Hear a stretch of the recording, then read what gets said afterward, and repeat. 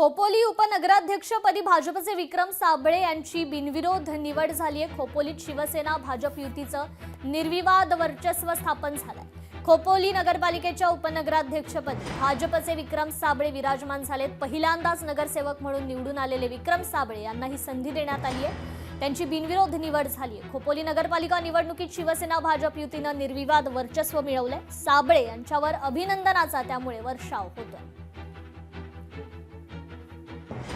तर धाराशिव जिल्हा परिषद निवडणुकीच्या पार्श्वभूमीवर शिवसेनेचे नेते माजी मंत्री आमदार तानाजी सावंत यांच्या कुटुंबात राजकीय दरी निर्माण होण्याची शक्यता झाली आहे।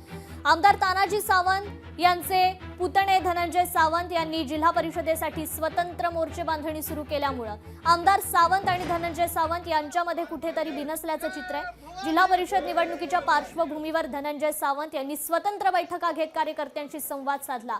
या बैठकीसाठी वापरण्यात आलेल्या बॅनरवर कुठेही आमदार तानाजी सावंत यांचा फोटो वापरला नसल्यानं जिल्ह्यात मात्र अनेक चर्चांना उधाण आलंय।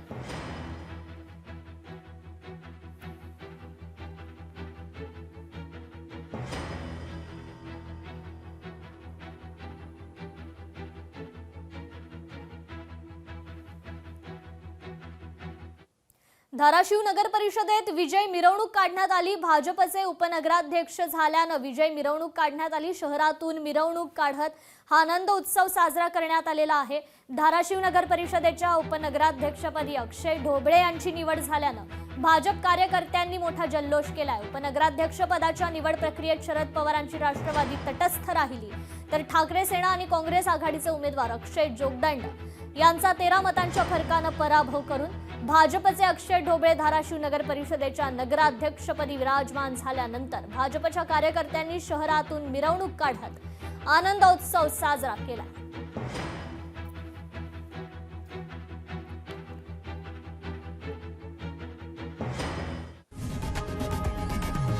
लोकशाही मराठी ऐका, पहा, जागरूक रहा।